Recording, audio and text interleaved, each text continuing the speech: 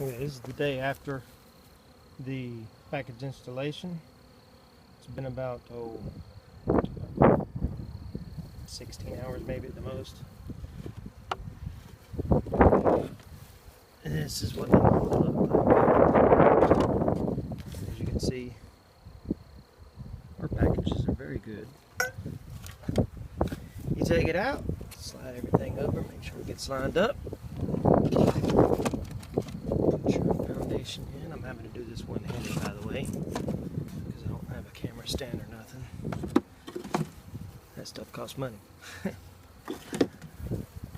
Alright. Get it in. Close her up.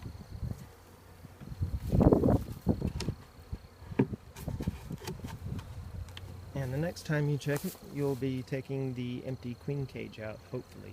If she's not out, you need to pull the cork in out of the bottom and release her.